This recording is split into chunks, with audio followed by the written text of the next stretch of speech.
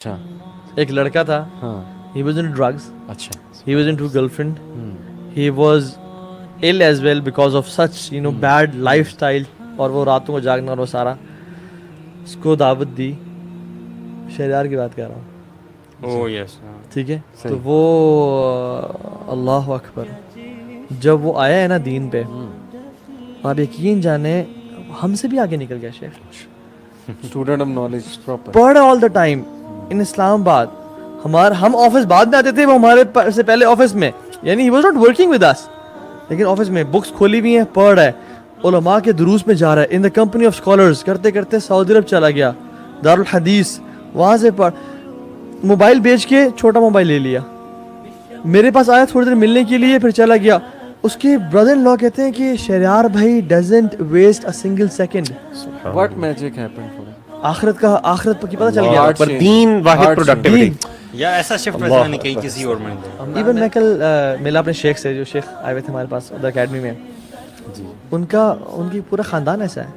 کہتے ہیں کہ ہمارے خاندان میں یہ ہے ہی نہیں کہ فضول دعوتوں پہ جانا, فضول شادیوں میں جانا, فضول ملاقاتوں پہ جانا.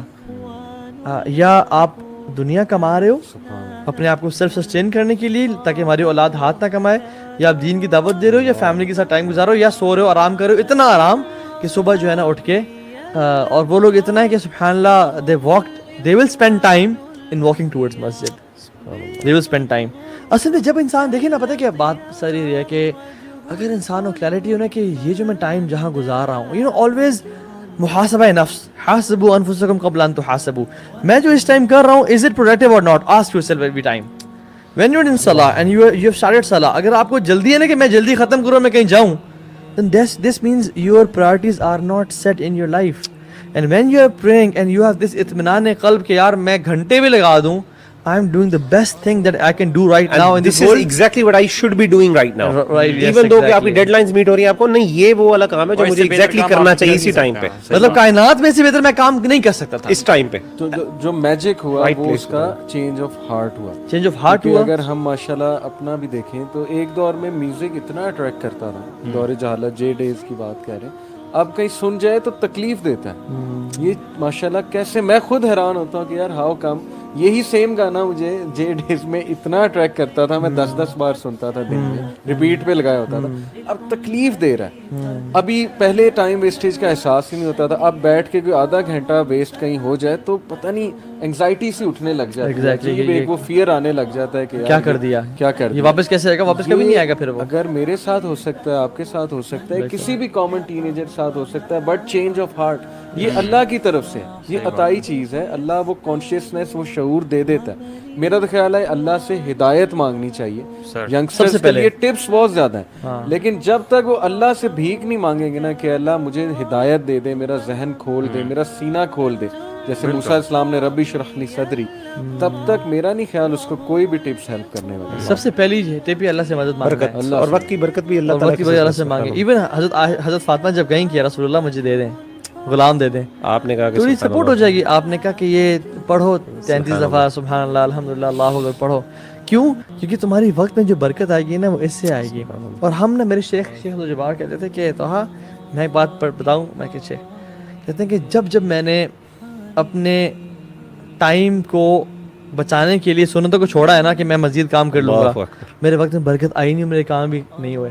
اور جب میں نے سنتیں پڑھی ہیں نا یار پڑھ لیتا ہوں, میرے وقت میں برکت بھی آئی ہے اور دن بڑا ہو گیا, ٹائم بڑا ہو جاتا ہے. یعنی ہم دیکھیں سبحان اللہ. اور if you want to be from the 5% of this world نا, جن کو اللہ نے نوازا دین سے اور پروڈکٹیوٹی سے, you have to do what the 5% are doing right now. ابن تیمیہ رحمہ اللہ کی ایگزامپل آپ دے رہے تھے نا کہ ظہر تک وہ اللہ کا ذکر کر رہے ہیں. آپ سوچیں جو بندہ ظہر تک ذکر کر رہا ہے اللہ تعالیٰ کا, اس کا مطلب ہے کہ اس نے اپنی لائف میں کوئی خاص پروڈکٹیو اعمال نہیں کیے ہوں گے, ایسے لگتا ہے نا. اب ان کی آپ ذرا بکس دیکھیں, شیخ اللہ کے رسول صلی اللہ علیہ جہاد, دعویٰ, ڈیبیٹس, ہجرت. آپ کو پتہ ہے جب وہ جیل میں چلے گئے انہوں نے 80 دفعہ قرآن ختم کیا. ہر 10 دن میں وہ قرآن ختم کرتے تھے. یوزلی جیل میں گئے 3 دن میں 1 دفعہ قرآن ختم کرتے تھے. ہمارے اسلاف جیل میں جاتے اور پتہ ہے کیا کہتے تھے وہ, کاش میں قرآن کو مزید ٹائم دے دیتا لاسٹ مومنٹ. شیخ اللہ کے رسول صلی اللہ علیہ وسلم کی زندگی سے بہتر ہماری زندگی کیا ہو سکتی ہے.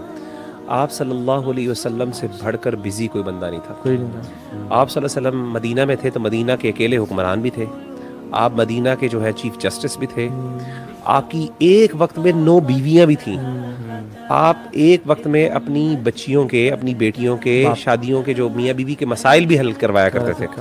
آپ صلی اللہ علیہ وسلم اکانومسٹ بھی تھے, آپ صلی اللہ علیہ وسلم کے پاس ڈیلیگیشنز بھی آتے تھے, کمانڈنٹ تھے, اور آپ صلی اللہ علیہ وسلم جہاد کے کمانڈر بھی تھے, یعنی آپ صلی اللہ علیہ وسلم چیف کمانڈر بھی تھے. ڈیفینس اس کے باوجود حضرت عائشہ رضی اللہ تعالیٰ عنہ سے پوچھا گیا کہ اللہ کے رسول گھر میں آتے ہیں تو کیا کرتے ہیں؟ تو آپ نے فرمایا وہ تو گھر والوں کی خدمت کرتے کانا ہیں. فی خدمت اہل, یعنی کانا فی خدمت اہل, یعنی آپ صلی اللہ علیہ وسلم سے لگتا ہے جیسے آپ سے بڑھ کے کوئی, یعنی مجھے بتائیں ایک بندہ جو اتنا بزی ہے, 9 بیویوں, عصر کی نماز کے بعد آپ صلی اللہ علیہ وسلم بیویوں کے پاس جایا کرتے تھے, اتنا بزی آدمی, اتنی رسپانسبلٹیز, لیکن دنیا میں نبی صلی اللہ علیہ وسلم کے وہ ایک اور وہ صحابی کہتے ہیں نا کہ اللہ کے رسول صلی اللہ علیہ وسلم کے پاس ایک آتی تھی لونڈی مدینہ کی, بڑھیا آتی, ہاتھ پکڑ کے ایک لڑکی آتی چھوٹی سی, وہ آپ کا ہاتھ پکڑ کے آپ کو اپنے کام کے لیے کدھر بھی لے جاتی. یعنی آپ صلی اللہ علیہ وسلم سے بزی بندہ کوئی نہیں ہو سکتا, اور وہ اتنا ٹائم دیتے, اتنی اٹینشن دیتے.